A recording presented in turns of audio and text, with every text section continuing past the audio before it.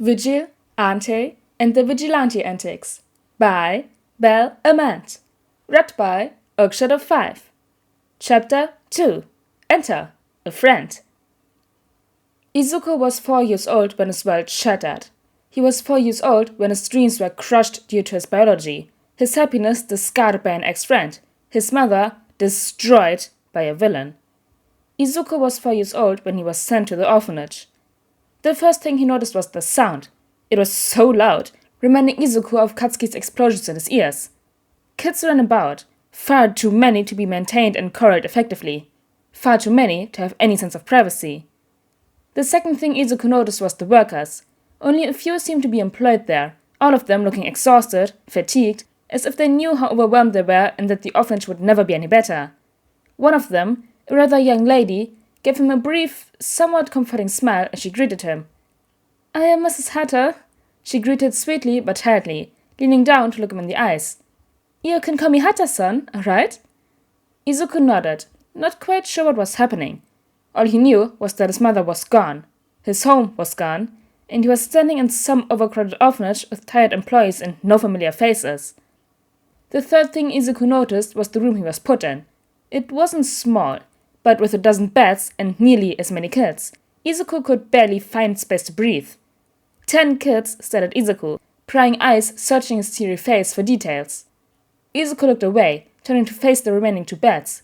They were in the far back corner, right underneath a window that seemed slightly cracked open, unable to close even if someone tried to force it shut. A faint breeze came into the room, making Izuku shiver.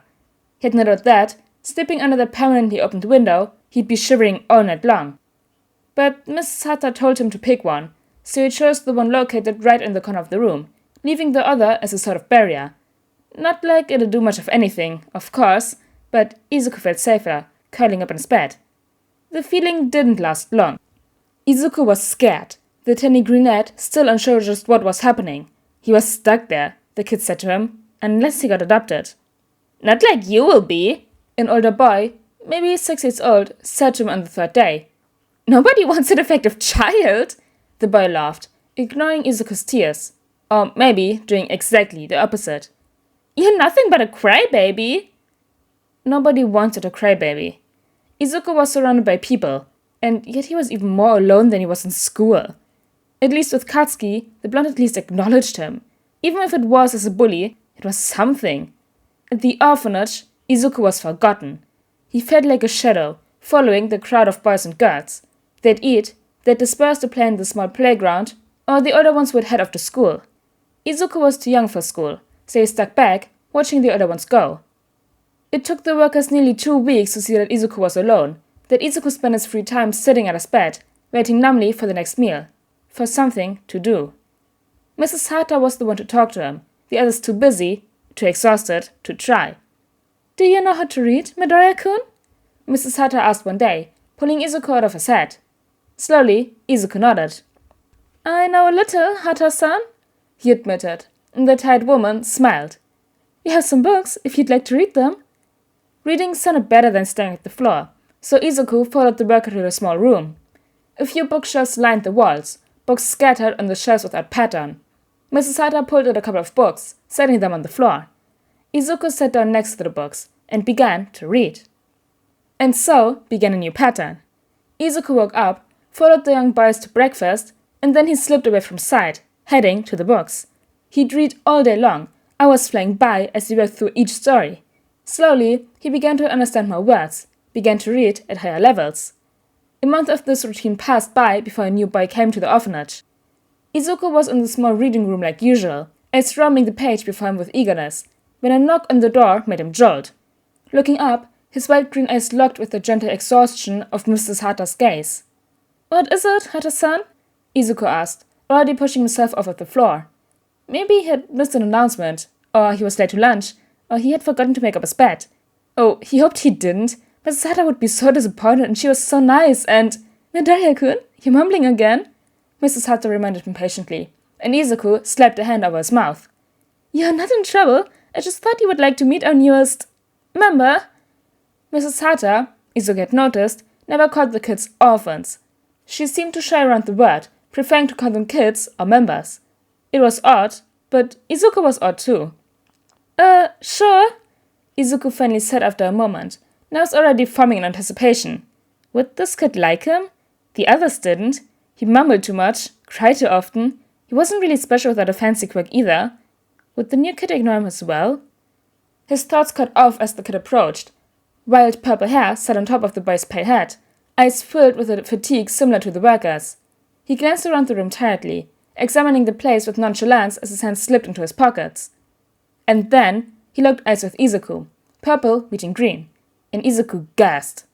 Hidden behind the exhaustion, Izuku saw fear, nervousness, anticipation, worry of what was to come. Izuku spoke before thinking, words falling out of his mouth before he could even process them. Hi, I'm Izuku Midoriya. What's your name? The boy stared at Izuku, unblinking eyes trained on him. Mrs. Hatter nudged the boy, and he spoke. I'm Hitoshi Shinsou. He looked away, eyes locked on the floor. Izuku noted his son's shoulders, the same posture he had around the other kids. Maybe things could be different. Want to be friends, Shinsou-san? Izuku asked, and Shinsou's eyes shot up to meet his, wide, unblinking, disbelieving.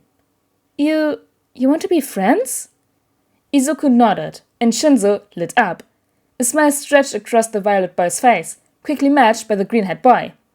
Maybe they could be different, the two of them. They wouldn't be quite so alone. The two spent the day together, Izuku showing Shinsou around his new place of living. Not a house, the workers would remind them. Not a house, not a home. He showed Shinsou the reading room, excited to share its wonders with the new boy. He led Shinsou to the dining hall for lunch, the boys ignored by all of the other children. After, he showed Shinsou to the room. You get the bed next to me, Izuku stated confidently, then shrunk in on himself. You are close to my age, right?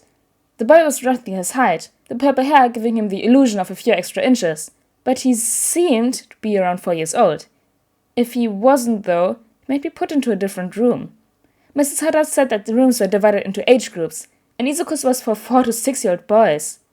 I'm 4, Shinsou said, then looked at Izuku nervously. How old are you? I'm also 4.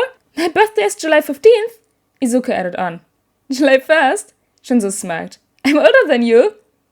Izuku huffed, taking the boy's arm and dragging him to the corner of the room. Whatever. Anyways, here's your bed. I get the one right in the corner, but you're only a few steps away. Nice, Shinsou responded easily, then dropped onto his new bed. After a few seconds, a frown covered his features.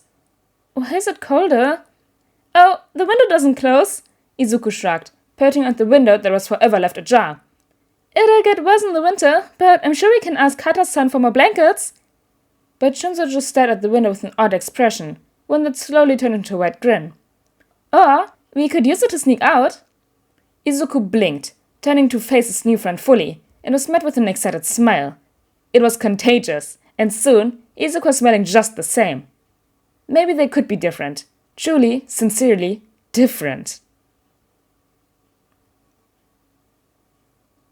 That was chapter 2 of Vigil, Ante, and the Vigilante Antics. I'm really excited about the next chapters, so I'm not gonna talk a lot, so you can skip right to the next one. So, bye!